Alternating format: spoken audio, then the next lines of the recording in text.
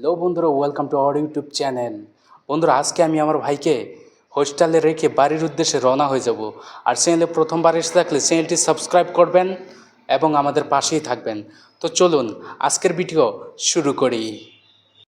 সকালের ভিউটা দেখতে পাচ্ছেন, ওটাই হলো কাঞ্চনজঙ্ঘা পাহাড়। আমি এখন আছি সিকিম গ্যাংটকে। অসাধারণ একটা ভিউ, কি বলবো।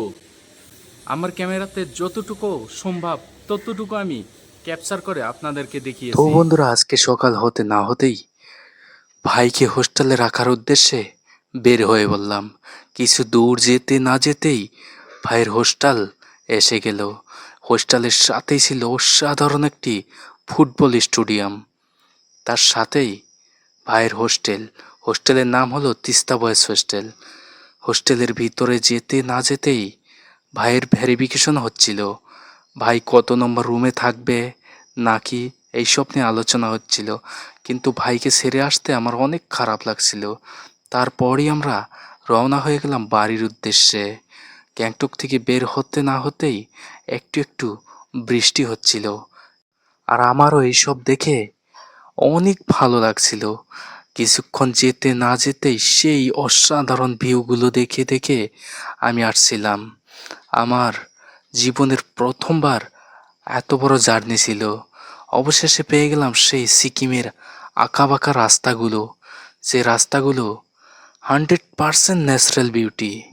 কি বলবো বন্ধুরা, কিছু দূর যেতে না যেতেই অসাধারণ একটি টানেল পেয়ে গেলাম।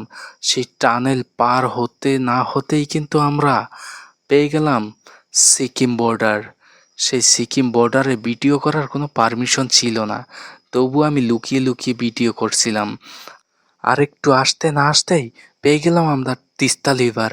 আর এই তিস্তা লিভারই হলো ওয়েস্ট বেঙ্গল এবং সিকিমের বর্ডার। আর এই জায়গাতে একটু রেস্ট করে আবারও আমরা রওনা হয়ে গেলাম লাভার উদ্দেশ্যে। কি বলবো ভাই, লাভাতে আজকে অনেক ঝড় বৃষ্টি হচ্ছিল।